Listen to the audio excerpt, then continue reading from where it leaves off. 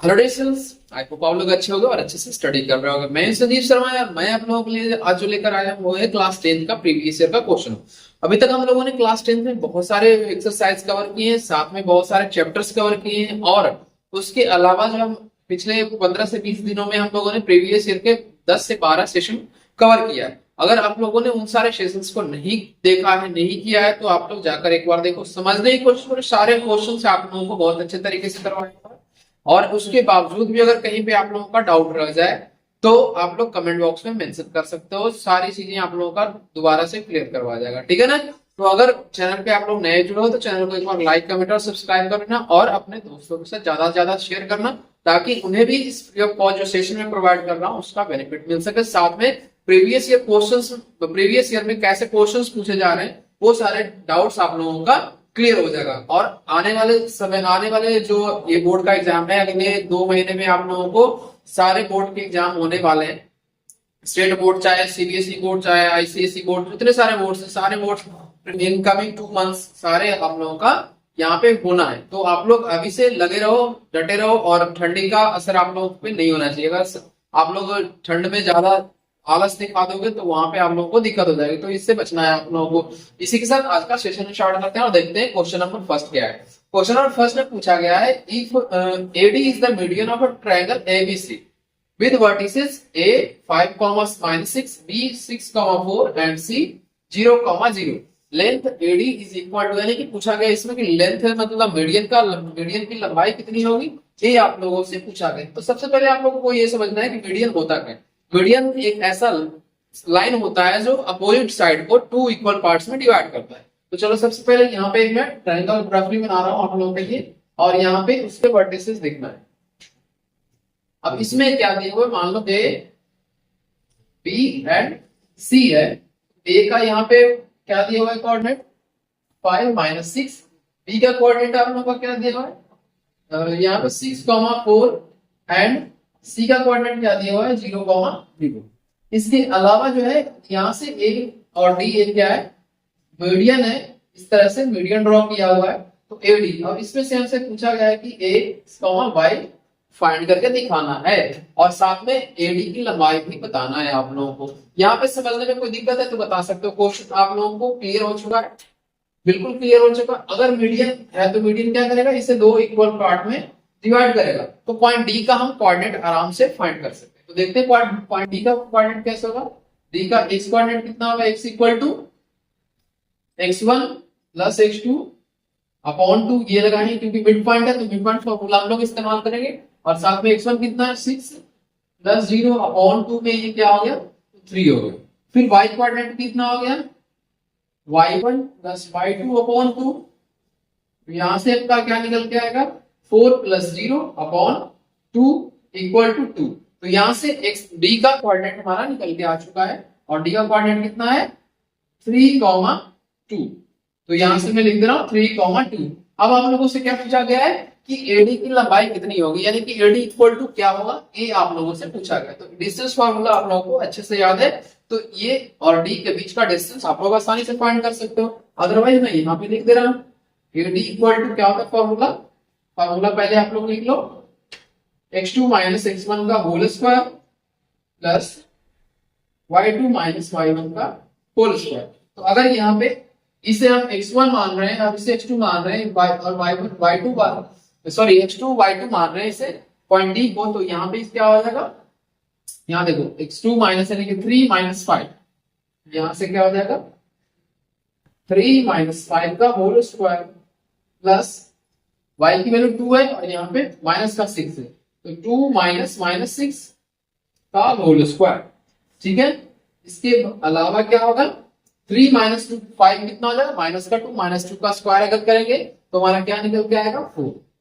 फिर यहाँ पे देखो 2 - -6 कितना आ जाएगा प्लस का 6, और 2 + 6 कितना होगा 8 का स्क्वायर कितना होता है 68। तो यहाँ पे सॉरी 64 मेरे दिमाग में ये चल रहा है कि 64 + 4 68 हो जाएगा, तो इसलिए मैं ये डायरेक्ट बोल रहा हूँ। तो यहाँ पे क्या हो जाएगा √68 यूनिट।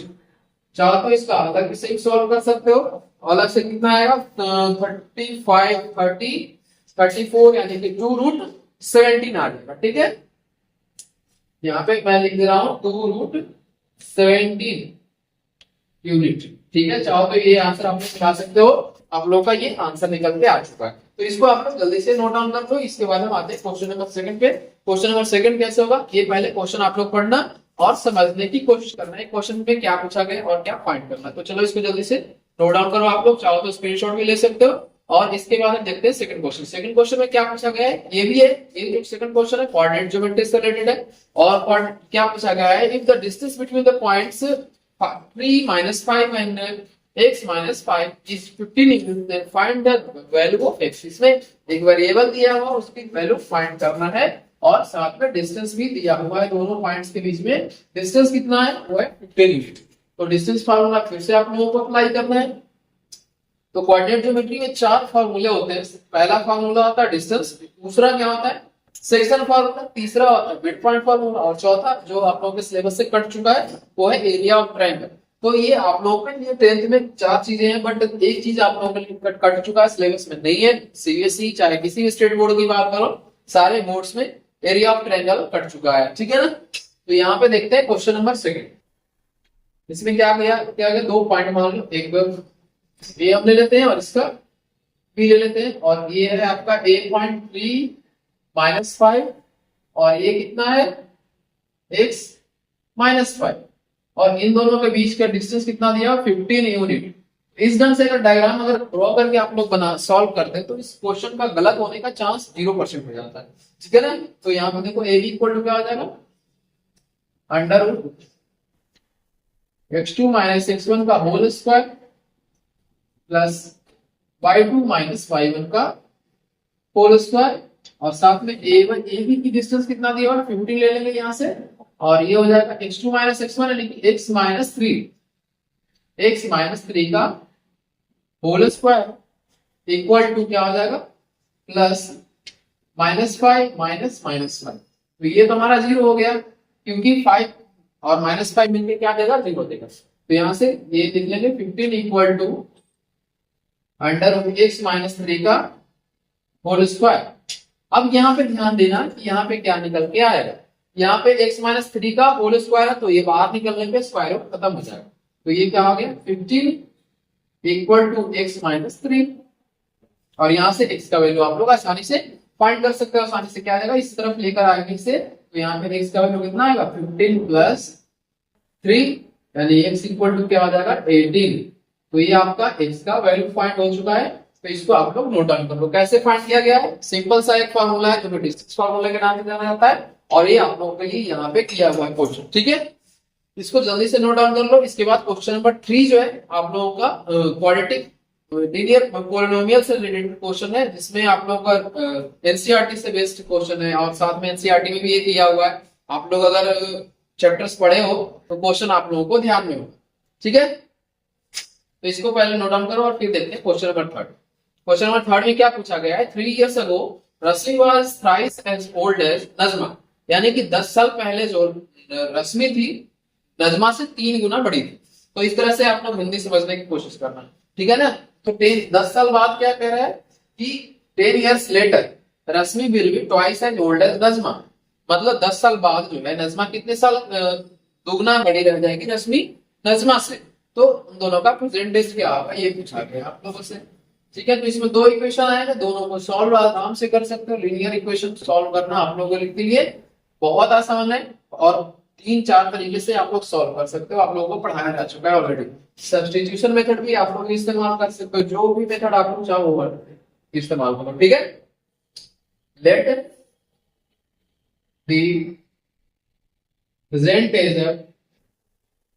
present age of, इसका सबसे पहले रश्मि, रश्मि का ले लेते हैं, रश्मि का क्या लेते हैं x ईयर। ठीक है ना। और परसेंटेज किसका दूसरा है हमारा नजमा, तो नजमा का हमने y ईयर्स ले लिया। ठीक है, तो अब यहाँ पे सबसे पहले क्वेश्चन में देखना क्या क्या है 3 years ago। तो यहाँ पे 3 years ago देखते हैं, 3 years ago रश्मि का एज क्या होगा, Rashmi is equal to x - 3 year, हाँ या ना। और नजमा का एज कितना होगा नजमा का एज जो होगा y-3 ईयर होगा, ये भी करेक्ट। इसके बाद क्या दिया हुआ क्वेश्चन में कि रश्मि जो है 3 गुना बड़ी है, तो रश्मि अगर 3 गुना बड़ी है क्योंकि नजमा की उम्र में 3 से मल्टीप्लाई करेंगे तो दोनों का एज क्या हो जाएगा, बराबर हो जाएगा। तो अकॉर्डिंग टू क्वेश्चन के अनुसार x-3 इक्वल टू क्या होगा, 3 × y-3।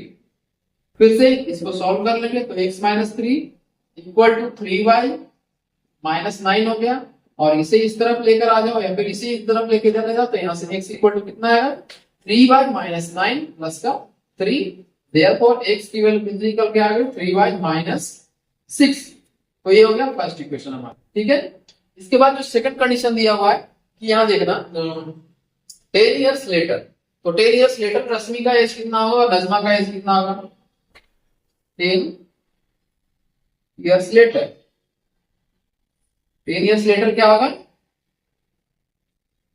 रश्मि की एज कितना हो जाएगा, x + 10 ईयर, है ना, x + 10 ईयर्स हो जाएगा। और नजमा का एज कितना होगा, Najma age will be y + 10। और इसमें जो रिलेशन दिया हुआ दोनों में कि 10 ईयर्स हो कितना रह जाएगी, सिर्फ और सिर्फ दुगना बड़ी रह जाएगी रश्मि। तो इसका मतलब फिर से क्या करना पड़ेगा, नजमा की उम्र में 2 से हमें मल्टीप्लाई करने पड़ेगा, तो 2 फिर से दोनों बराबर आ जाएंगे। According to question x + 10 equal to 2 × y + 10, ठीक है। तो यहां से क्या हो गया, x + 10 इक्वल टू 2y + 20, और यहां से x इक्वल टू क्या हो गया, 2y + 20 - 10। तो यहां से क्या निकल के आ जाएगा, 2y + 10 हो जाएगा, ठीक है ना। तो x इक्वल टू 2y + 10 हो गया, ये हमारा सेकंड इक्वेशन। तो चलो पहले इसको नोट डाउन करो, फिर ऊपर से मैं मिटाता हूं और x और y का वैल्यू फाइंड करेंगे दोनों इक्वेशन को सॉल्व करके।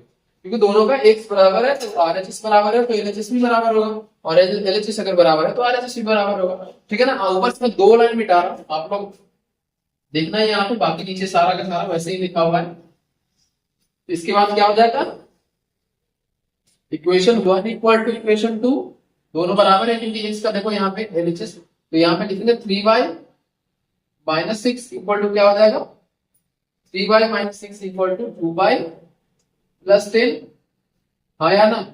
इसे इस तरफ ले आओ तो 3y - 2y equal to 10 plus का 6, और यहां से y की वैल्यू कितनी आ गई, 16, यानी कि नजमा का उम्र कितना होगा, 16 ईयर होगा। यहाँ पे समझ में आया नहीं आया, पहले बताओ।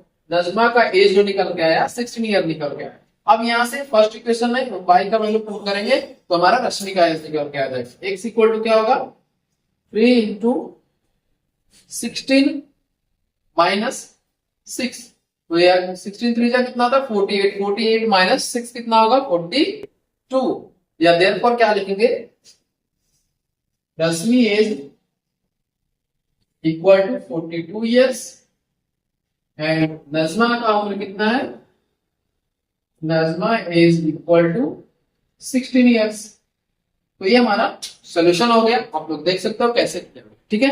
इसको जल्दी से नोट डाउन कर लो। इसके बाद हम देखेंगे क्वेश्चन नंबर 4। क्वेश्चन नंबर 4 में क्या है, एरिया रिलेटेड टू सर्कल से क्वेश्चन पूछा गया है, ठीक है ना। तो इसको जल्दी से आप लोग नोट डाउन कर लो। आई होप ये सारी चीजें आप लोगों को अच्छे से समझ में आ रहा है। अगर अच्छे से समझ में आ रहा है तो एक बार लाइक, कमेंट और सब्सक्राइब कर लेना, और अपने दोस्तों के साथ शेयर भी कर देना।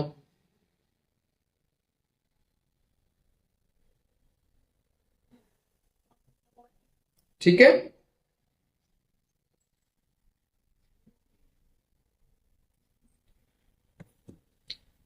हो गया यहाँ पे। चलो इसको मिटा के हम आगे देखते हैं, आगे क्वेश्चन नंबर 4।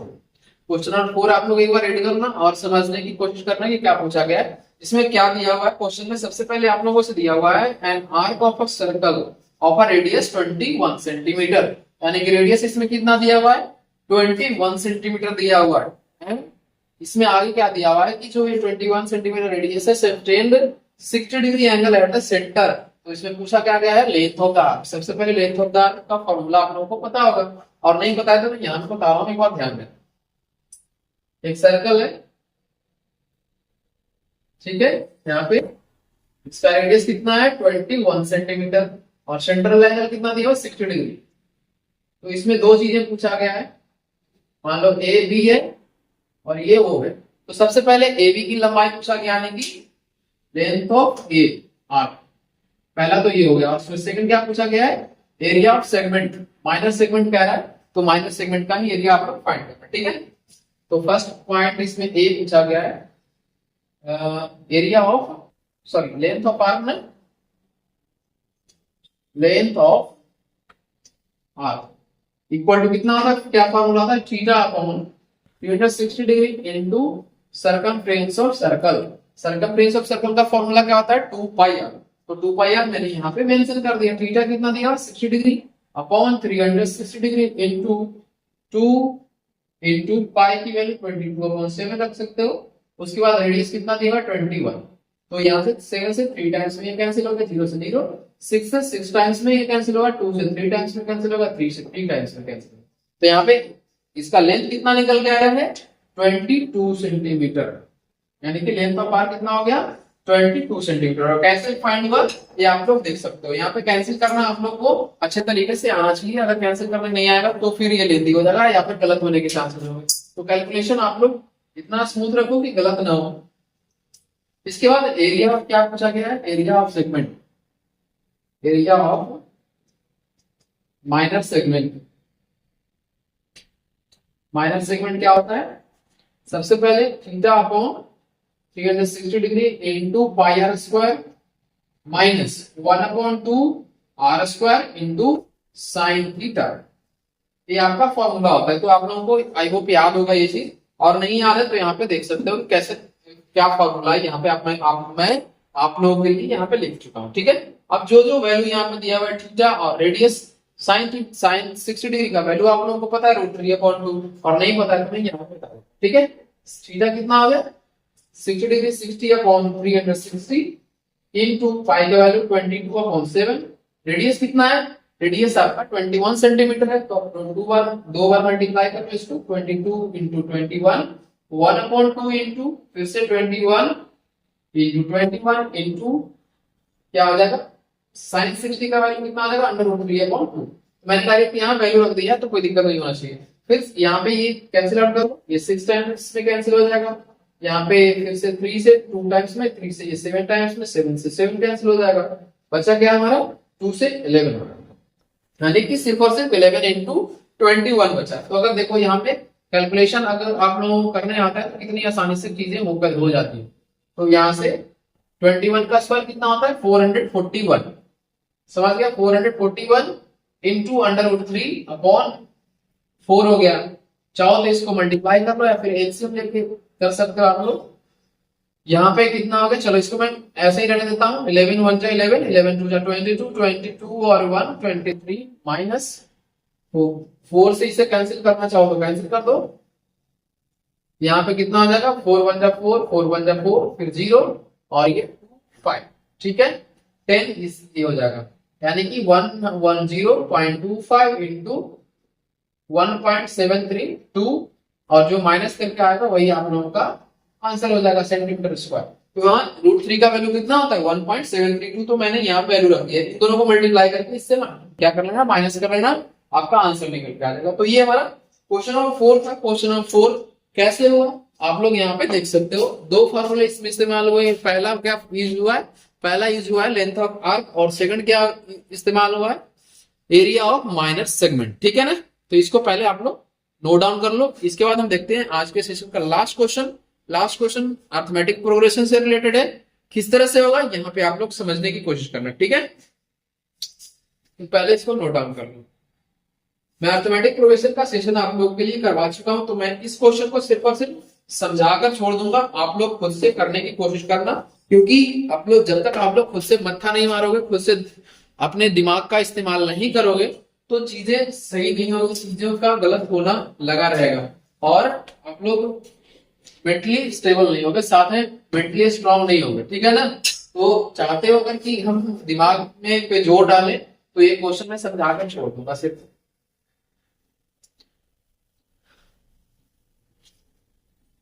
आप लोग क्वेश्चन एक बार रीड करना। क्वेश्चन में क्या दिया हुआ है, in an AP of 40 terms, यानी कि सबसे पहले क्या दिया, number of terms equal to number of total terms equal to 40 दिया हुआ है, ठीक है। सेकंड क्या पूछा गया है, the sum of first 9 terms, यानी कि क्या दिया हुआ है, एस 9 इक्वल टू क्या दिया हुआ है यहाँ पे आपका 153। इस 9 अगर 153 दिया हुआ है तो इसको कैसे फाइंड करेंगे, n/2, यानी कि चलो यहाँ पे मैं लिख दे रहा हूं n/2 into 2a plus n-1 into d equal to 153। तो इसमें n का वैल्यू 9 है तो 9/2 हो गया ये, into 2a plus 9-1 into d equal to 153। Done. इसके बाद इन दोनों में क्या है, 2 कॉमन है तो 9/2 इंटू 2 इनको ब्रैकेट यहां ले लेंगे 1a प्लस 4d और ये ब्रैकेट में क्या है इक्वल टू में 153 है। 2 से 2 कैंसिल होगा, 9 से ये 153 कितनी टाइम्स में कैंसिल होगा बताओ, 17 टाइम्स में। तो यहां से क्या हो जाएगा, देखो a plus 4d equal to 17। तो ये हमारा फर्स्ट इक्वेशन निकल के आएगा। इसके बाद एक कंडीशन और दिया हुआ है जिससे हमारा सेकंड इक्वेशन निकल के आएगा और उसको सॉल्व करेंगे तो जाकर हमारा क्या होगा, इसमें क्या है ए और डी का वैल्यू निकल के आएगा, ठीक है। चलो मैं सेकंड इक्वेशन ही फाइंड कर देता हूं, मैं बट हिंट दूंगा सिर्फ, इसमें आप लोगों को समझना है, खुद से करना है। The sum of last 6 terms is 687, यानी कि इसमें देखना क्या दिया हुआ है, जैसे मान लो एपी है, एपी में क्या है 1 2 3, मतलब first term second term third term ये चलता चला जाएगा और लास्ट 6 टर्म मतलब 40 तक जाएगा, तो 35 36 37 टर्म, फिर 38 टर्म, फिर 39 टर्म एंड 40 टर्म। इसका सम क्या दिया हुआ है आप लोगों का, इसका सम आप लोगों का दिया हुआ है 687, यानी कि लास्ट के 6 टर्म क्या कौन कौन से हो जाएंगे, 1 2 3 4 5 6, चाहो तो ऐसे कैलकुलेट कर लो। तो अकॉर्डिंग टू क्वेश्चन क्या हो जाएगा, लास्ट 5 टर्म 35 टर्म को क्या लिखोगे a प्लस 34d, फिर दूसरा क्या हो जाएगा a प्लस 35d, फिर तीसरा क्या हो जाएगा a plus 36d plus a plus 37d और लास्ट में एक क्या हो जाएगा a प्लस 38d और एक हो गया a plus 39d equal to 600 कितना दिया हुआ है 87, ठीक है ना। तो इन 6 को मैं ये बस समझाने के लिए आप लोगों के लिए लिखा हूं, ये नहीं कि आप लोग गलती कर देना। तो यहाँ से 66a हो जाएगा क्योंकि a ये 6 बार इस्तेमाल हुआ है और इन सारे को ऐड करोगे तो कितना आएगा 34 35 36 37 38 39, इन सबको अगर ऐड करोगे तो देखो आप लोग का क्या आ रहा है 9 9 8 17 17 और 6 कितना हो गया 23 23 और 7 30 30 और 5 35 35 और 4 39, ठीक है, ये 39 हो गया। तो ये यहाँ पर कैरी 3 हुआ, 3 और 3 6 9, फिर आपका 12 12 प्लस 3 कितना होगा 15 15 प्लस 3 18 18 प्लस 3 21, यानी कि 200 इतना हो गया इक्वल टू 687।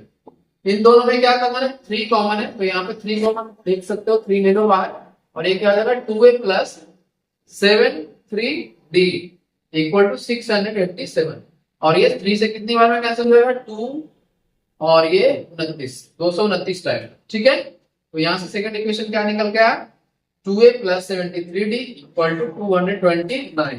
तो ये हमारा सेकंड इक्वेशन निकल के आएगा और इन दोनों इक्वेशन को अब क्या करना है आप लोगों को सॉल्व करना है और a और 4d equal to 70, 2a plus 73d equal to 229, इन दोनों इक्वेशन को सॉल्व कर लोगे तो हमारा a और d का वैल्यू निकल के आ जाएगा, a और d का वैल्यू निकल के आएगा तो 40 टर्म्स का सम आप लोग फाइंड कर सकते हैं, ठीक है।